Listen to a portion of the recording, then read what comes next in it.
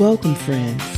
I'm Jean Greene, and this is Sips from the Sip, brought to you by the Utica Institute Museum. Around here, stories steep slow and truth runs deep. And this season, we're shining a spotlight on the gospel voices that helped shape the sound of the Black church in Mississippi. Today we welcome Curtis Shears, director of the Utica Community Choir, and a man who's been living gospel since he could walk, maybe even before that. A lifelong Utica resident from a bona fide singing family, Curtis took his place in the Morningstar Church Choir at just 3 years old. From there, he went on to become one of the earliest members of the Grammy Award-winning Mississippi Mass Choir. His story is one of roots, rhythm, and righteous praise. And trust me, you're going to feel this one in your spirit.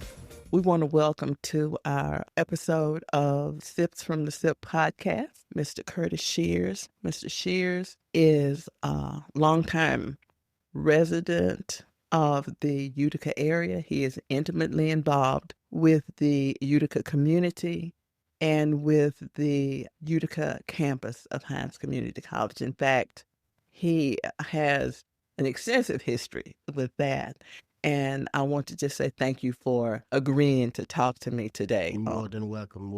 It was my pleasure. Thank you so much. First, I think I want to get started with talking about what it was like growing up, how music became a part of your life. Great. Very simple. I'm basically from a singing family. Really started with my grandmama, Nellie Harris Craft. So they're from a singing family. And basically, my mom, Zora Craft Shears, we grew up right over here in the area. As a little boy, I would see them singing in the choir, and I could sing, and I always wanted to sing. I would just be singing around the house at the age of 2 and 3. And at the age of 3, I decided that I just wanted to sing in the church choir.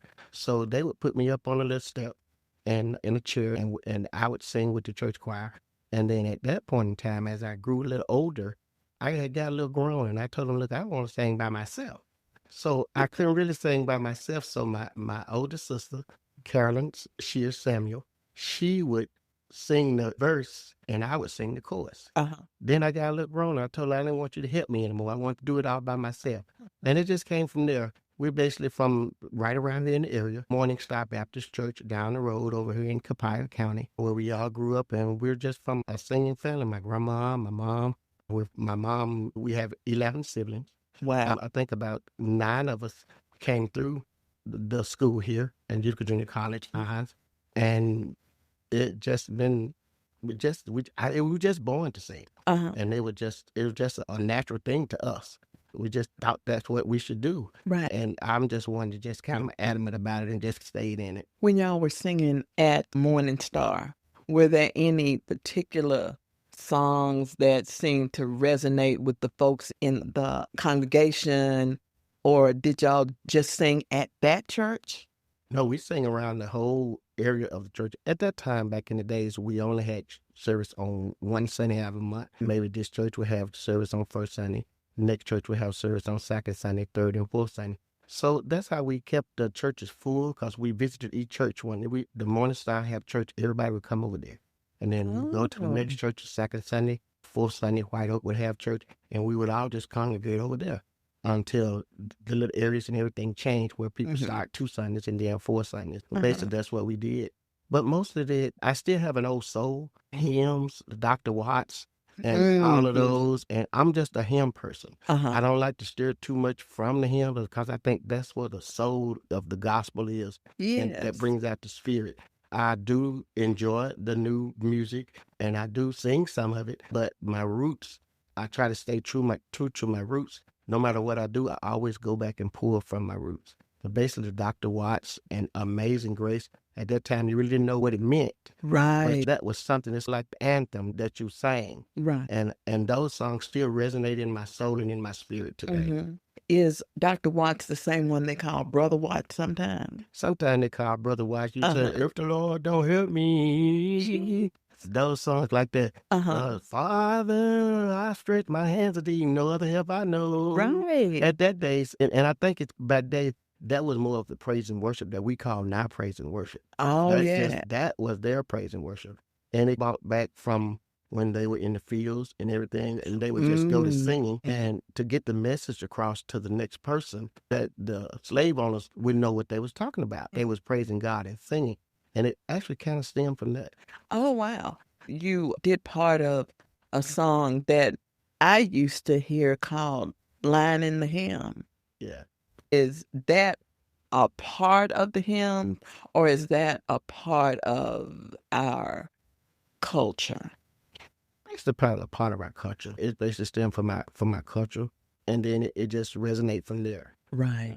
When I think about church singing, I think about it with music and without music. Right. What was the way music was done when you were growing up in the church? When my grandmother was there, we had an old wooden church, an old wooden floor. You really could just look down and see the bottom of the floor or whatever. And I could just hear my grandmama and my uncle would just stomp their feet and just clap their hands and just begin to harmonize. And it would sound so good to me. And you just sit there and you just rock and you didn't really know what was going on. Then later on, then came music, the guitars, and where I think it stemmed from the quartets and everything coming out. So at that time, they would just strike out in a song and everybody would just catch on. And it was just like, wow. It's the harmony, the altos, the sopranos, and the tenors. And I had an uncle that did this low bass stuff, do so much, do, re, mi, fa. And that was basically making the music. Right. He wasn't singing what they were singing, but he was making the bass part, the melody, the bass of it. And it just stemmed from there. Then later on, we came with pianos and tambourines and all of that. But basically, that's what they would call now acapella. Yeah. Acapella singing. And I always go back to that. I love some acapella singing where you can just just give a note and go from there. But that basically, and that's the way we grew up. Now, as I look at it, I'm old. No, not really, not really. But when you talk about Dr. Watts, and I'm doing this for clarity for myself as well as the listener, are we talking shape note singing? You did the do, re, so, do, re, ma, do, re, mi. Is that what we're talking about? Basically, back in the days, when they get ready to pray, and the deacons get on their knees, and the deacon began to pray, and you would hear the mothers and the deacon would strike out and say, if the Lord don't help me, I can't stand the storm. And everybody would just join in. And then as soon as that one dropped and somebody may come back and say, it's getting late in the evening and the sun is going down. And that would drop and somebody would just pick up something and say, I've been running for Jesus and I'm not tired yet. That was the Dr. Watts. It just growed and growed. And that just lit fire into the praise service and into the worship service. And the deacon would seem like they would just pray so long. The louder we sang, the louder they prayed. And it just all comes simultaneously together. That's basically what the Dr. Watts. Thank you so much, because that really gives some clarity. And when you talk about the deacons praying and everybody humming along with it, and then after they sing that one line, then the church kind of brings it in another way. Yes, that is excellent. As you grew and got a little bit older than 3 or 4, could you talk about how maybe you transitioned into a quartet or a group or a solo singer? Okay. My father was a quartet person. He sang quartet, and he would take us around quartet a lot. But that just didn't really resonate with me. Gotcha. I mostly resonated with choirs because I would see on the television the James Cleveland choir and the Watts singers and all of those. And that was in my spirit. So I basically got into the choir music. Whenever we was big enough to sing, Mom, they actually, when you join church at 6 and 7, back in the day, they said, what you want to do? Right. It wasn't like you had to be, so they figured what you want to do, you had to do something to do in the church. Right. So I said, I want to sing in the choir. Although I was already kind of singing in the choir, that gave me this, I'm in the choir now. I'm validated. I am a choir member. So we just sang in the choir, and choir music resonated in my spirit from then on. We had a musician that was in my area. Back when I grew up, we had several musicians, but at that time, in my time of being in Morningstar, the only musician that I really have had for many years for almost was Sister Audra Crawford. Okay. And she taught the ways of how to set up the spirit in the church. You don't just go and sing anything at any time. Listen to the service and line up your music with the service. You know what I'm saying? Preacher is preaching about a certain thing. Then when you would come out of that, you may want to go into a song that would carry it on, that can bring somebody. You don't want to take the people out of where the spirit has already took them. And you could just deteriorate the spirit by just, if the spirit is in one place and then you hop with a little fast song, even the hop with the song, it's none and void. So that taught me how to line up music, how to stay lined up with Christ. Always be prayed up when you go into singing. Always be prayed up when you get ready to minister. Every song is not for every occasion. Right. That's right. And as I grew older and began to get into high school or whatever it is, I went into mostly the soloing part, where people would call you for solos or whatever else. Or when everyone had gotten grown and everyone, then you probably the only one. So then I basically went into soloing and whatever else. So that's where we came into that. Okay. And then I came from Utica Consolidated down the road. And as soon as because we live right across the way, right about 2 miles down the road. And we would walk to school.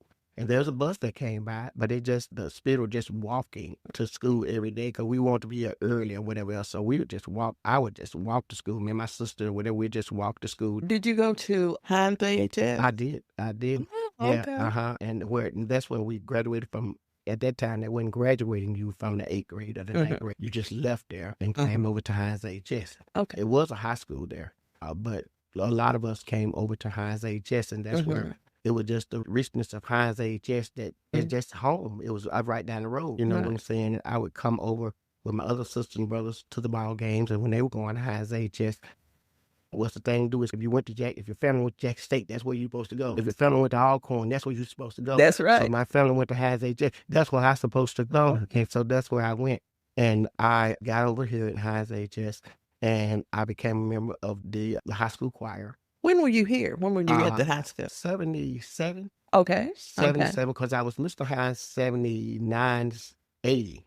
So it took about, 77, 76, 77, 76. I came over in the 9th grade in 76. All right. Hinds AHS, the teachers and everything there seemed like they cared about you. Seemed like they knew your parents. So if you did anything wrong, all they had to do was say, I'm going to tell your parent. And we would get in line. You know what I'm saying? Because mom was right across the way, and she didn't have no shame. She would come right on over. But you said she didn't have no shame. She would come right on over and do what she do. And if she didn't do it, she would send one of my older brothers and sisters to come over and see about what we see about us. Because it was, like I said, it was 11 of us and 9. So it's kind of 6 was grown before I was.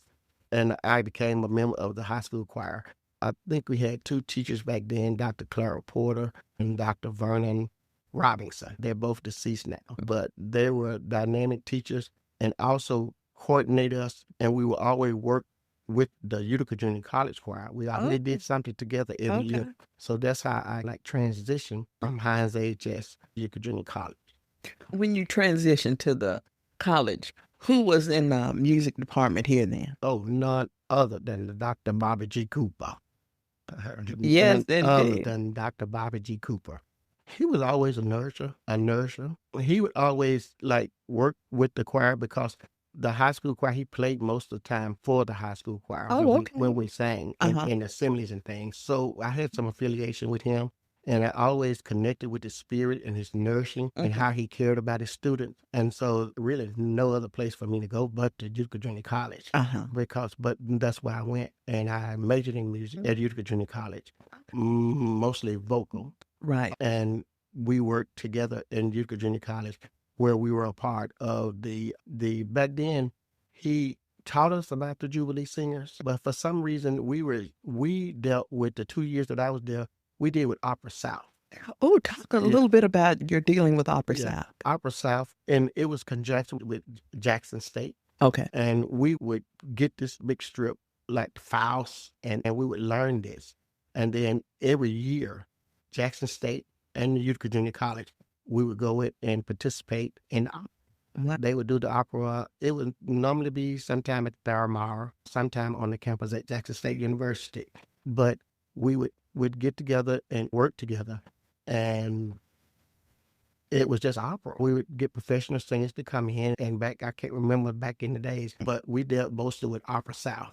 In the 2 years that I was doing, from 80 to 82, when I was affiliated with Utica Junior College. And that basically what we dealt with.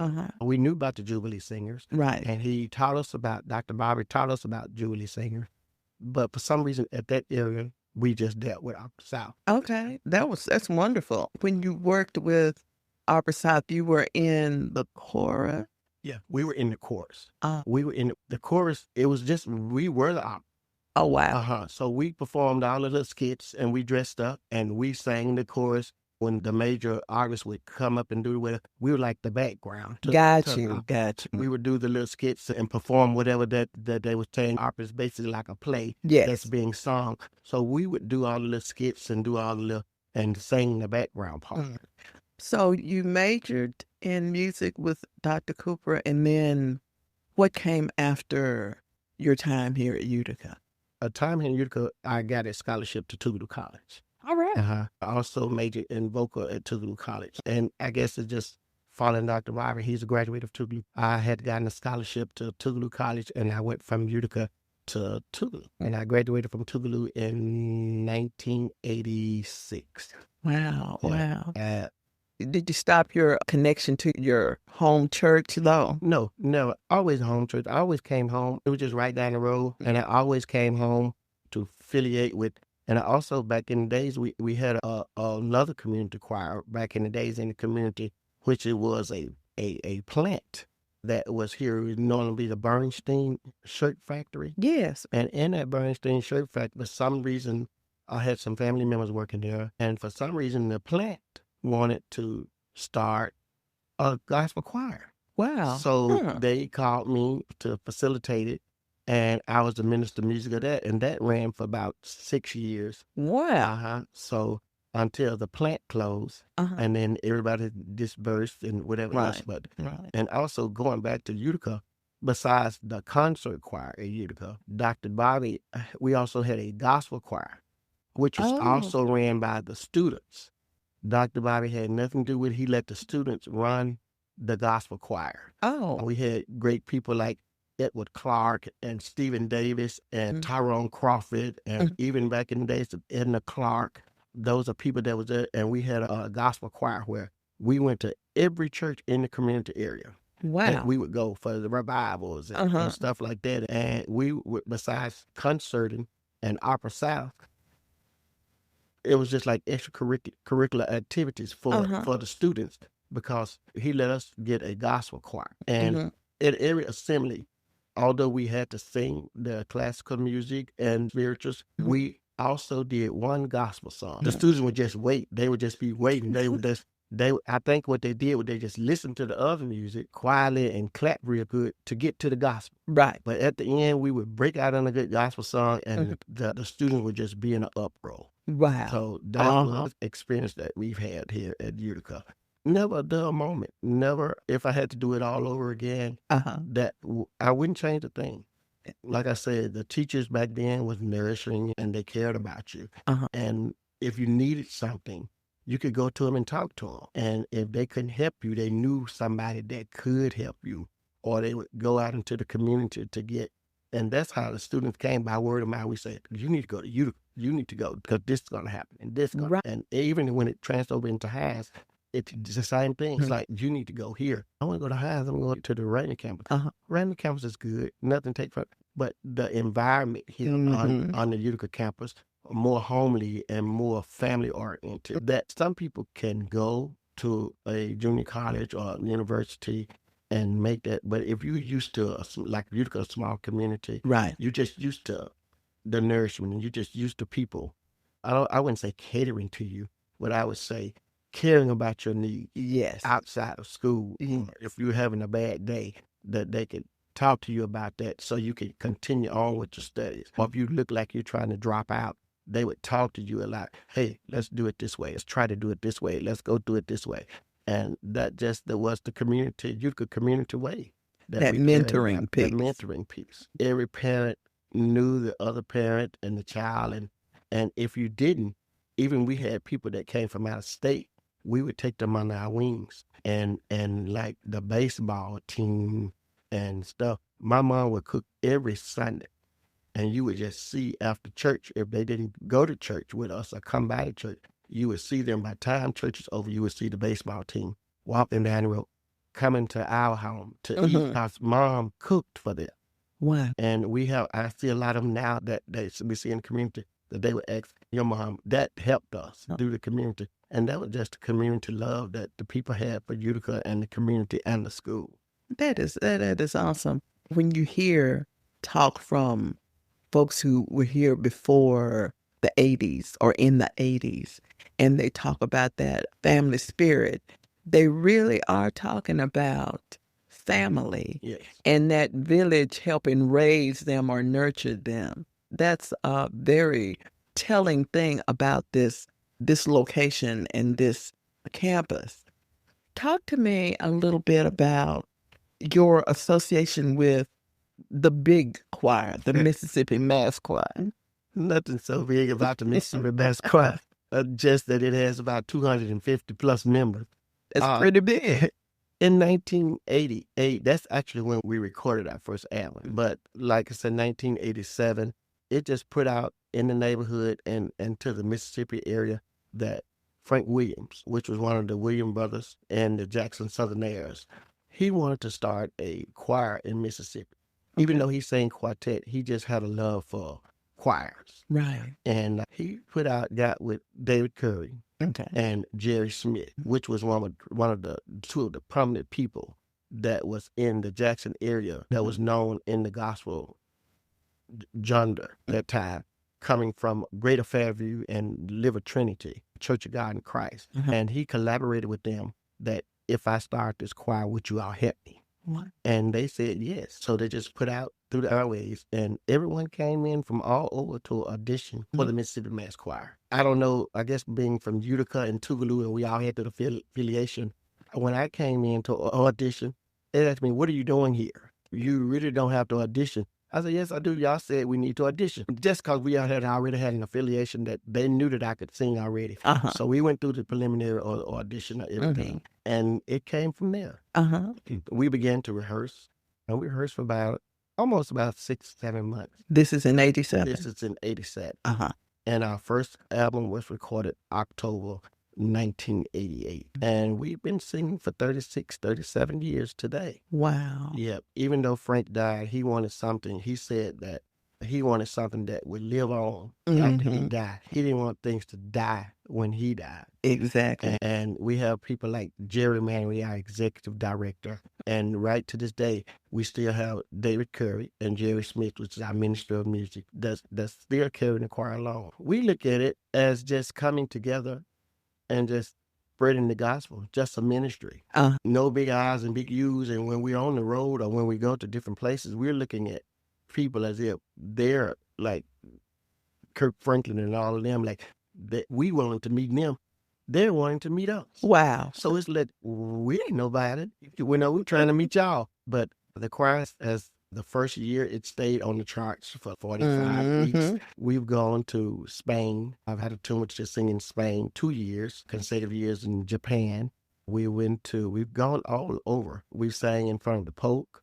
Oh, wow. Yeah. So the ministry, and I wouldn't say the Mississippi Mass Choir, I would say the ministry has taken us through many states and many places that I would have never gone had I not been a part of the Mississippi Mass Choir. And it's been a journey. It's still a member of the Mississippi Mass Choir. That's excellent. But still traveling. Still, back then, the pandemic stopped everybody from doing things. But after then, God so fit that we may begin to travel again and pick back up. But that has been a ministry in itself.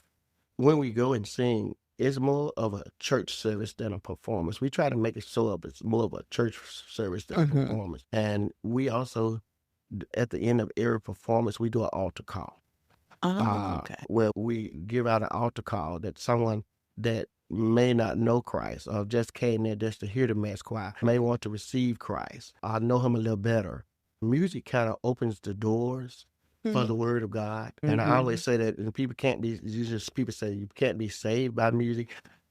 I beg the difference. I think you can be saved by music, but and once you get the music, it opens up the doors where you can go and do some more research on your reading and reading the Word of God, and that it would instill more things into you, into your soul, and into your body, that you may be able to know a little better about Christ, and how He received things, and how the conception of how He does things.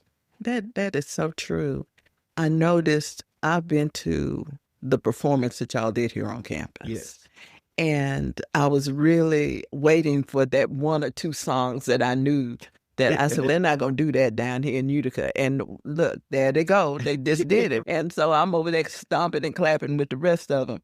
But talk a little bit about how these singers, you and others, have come from this little bitty town, this little bitty campus, and have gone on. You mentioned some of it in your talk about the Mississippi Mass Choir, how you've gone from Utica to Spain to the world, really. And it's, not to put words in your mouth, but it's interesting to me, and one of the reasons I wanted to do these episodes about music in Utica, it's real interesting to me how folks from this little bitty backwoods town in Mississippi have had an impact on a global scope, a global scale in different areas, but especially in music. Right. Can you speak a little bit to that? Yes.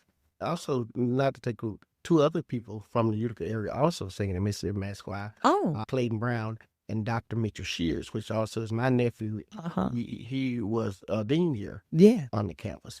It's just the conglomerate of just knowing Christ. Okay. And getting to know people outside of this realm. I also think that even though you stay in a small town, when you've gone out and branched out and learned some other things, as if you go to another school or another college or another state and you learn some stuff that can work here in your town, bring it back to your town. Bring it back. And make it work for your town, that they may broaden their horizon, that they may learn some things that they would have never known. If I go to Spain, then Utica go to Spain. It's kind of like if I go to Europe, then Utica go to Europe, because I'm a part of Utica. I've never gotten too big for where I come from. And even though I live in Jackson, when they ask me in the mass choir, so where you from, or in the book where they want to put in the book, where you from, and they say, you from Jackson. I said, no, I'm from Utica. Put in Utica. You know, I want to know I'm from Utica. Right. But I live in Jackson. And Utica I wouldn't take anything from Utica. It's been a wonderful city for raising young adults and kids. But that is basically the only thing that I can say about, just broadening the area. Right. Going out and bringing them back. Don't take it for granted that because of where you're from, that you can't be who you are. Could clarify that for me, would you? This is what I'm saying. As far as I'm just Curtis. Yeah. And I try to be humble in what God has taken me. And I try to stay humble in what God has taught me. Right. You have some people that may go out and they have broadened their horizon, and they may not ever want to be affiliated with Utica anymore. That I understand exactly where you are. I needed to get that in my head about sometimes when you step away from a place, you don't ever want to hear that place's name again. But there are people who, like you said, take that with them. I have a phrase that I adjusted. The original phrase is all roads lead to Rome. Right. For me, all roads lead to Utica. Right. Because no matter where I've been, where I've traveled, I will meet someone who has been here, has gone to school here, has relatives here. I'm like, really? Everywhere I go, so all roads lead to you. Oh, thank you so much for sharing that. I want to talk about the community choir, if you would. Oh, my God. awesome experience that I'm dealing with now. When did that start? When did the Utica Community Choir Well, it start? started back before the pandemic. We had my pastor, which is Dr. Richard Lynn. God had showed him a vision where he should get all the pastors together in the Utica area and began to do some things in the Utica area. Okay. At that time, we did a Christmas giveaway. Oh, okay. Where we found some people in the Utica area where we thought that needed some things, or some families that had been burnt out that year, Right. or whatever else. And all the pastors and things got together and did a community Christmas here on the campus once again, down in the Fine Arts Building. Okay. Where the administrator at that time, she so openly opened up the doors of the Fine Arts Building. Was that Dr. Mays Jackson? Not Dr. Mays. It was after Dr. Mays. Sherry Franklin Bellman. Yes. I got you, yes. Okay. And she opened up. So at that time, once again, they know that I was in the music field. And in the music, it knew everybody in the community that could sing. So I put out a plea to the community area to come together. As the pastors came together, all the choirs came together. Okay. And the choirs came together, and we set up times to rehearse, basically just for that program. And after that program, they didn't want to stop. So we sang, we kept singing in the community, and then the pandemic came. Oh, yeah. And then it shut everything down, and everybody was in their own world and their own thing, and churches were closing and everything else. Mm-hmm. But we still talked about it. When you going to start the choir back? When you going to start the choir back? People have jobs, and they gotten older, and then you got to get all these people together again. Mm-hmm. In my mind, I said, they're not going to come together again. They kept pressing on me. Mm-hmm. Said, when you going to start the choir back? When you going to start the choir back? I'll sing if you over the choir. I'll do this. So it's kind of like, how can I let them down? You know what I'm saying? So at that time, Cedric Liddell. Mm-hmm. Are we talking Cedric Smith? Is that who? Oh, okay. Cedric Smith. Okay. And he asked us, he was having last year, he was having a program that he was honoring. I forgot the name of the program that they had here on the campus. He asked that he wanted the Utica Community Choir to sing. I said, we have no choir again. He said, get it back together. So I went forward with the plea, and everybody came. Wow. And we sang for that program, and it's been on and popping ever since. Basically, we rehearse once a month. Don't try to tie them out with many rehearsals. And it's an experience for a lot of them, and not talking down on Utica or whatever else, but in the churches here, in the community area, it's not that they're singing wrong. It's like they're not used to the high soprano or the high alto or the high tenor. They're singing the parts, but it's in the lower register. So a lot don't know. So I don't know what I'm saying. And so when they get together, the rehearsals are so exciting and so promising, and so I'm learning something that I've been singing all this time, where now I know what part I sing. You know what I'm saying? Mm-hmm. I don't want to sing that part because that's so high. You get a lot of people that want to sing comfortable. Right. And not go out of that range. Right. But the community choir has been a blessing to the community, and it's been a blessing to me. And know that it's been a blessing to a lot of the people that are singing in the choirs. We try to at least visit the person that's in the choirs. Right. We try to at least visit the churches at least one time, if you're a part of that choir. And then we've had some people that has like burnt out or had a benefit program. The community choir is basically to help the community. Right. Not just to go and sing when you just need somebody to sing, but for the community. Mr. Shears, Curtis, it has been my pleasure to visit with you. I would love for us to have a continuing conversation sometime about the history and how the history of the churches in the area kind of incorporate to make this community what it is. So if you can ever find time in your schedule again, I am more than willing to sit down and have a conversation because I have enjoyed this. Thank you. For you, I'll make time. I've enjoyed speaking with you. Thank you so much. Thank you so much. With that, we're going to say goodbye and end this session of the Sips from the Sip podcast. And we will see you at the next one. Thank you. Have a blessed one.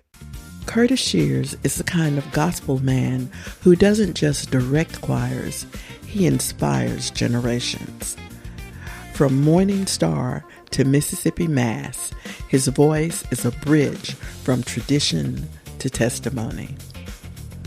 Thank you for joining me for Sips from the Sip. This program is supported by donations from our listeners. If you enjoyed today's program, consider making a donation or becoming a patron. To support Sips from the Sip and all the work we're doing at the Utica Institute Museum, visit our Patreon at patreon.com/Utica Institute. Until next time, this has been Jean Greene from Utica in the heart of the Sip, where we don't just tell the story, we raise the roof.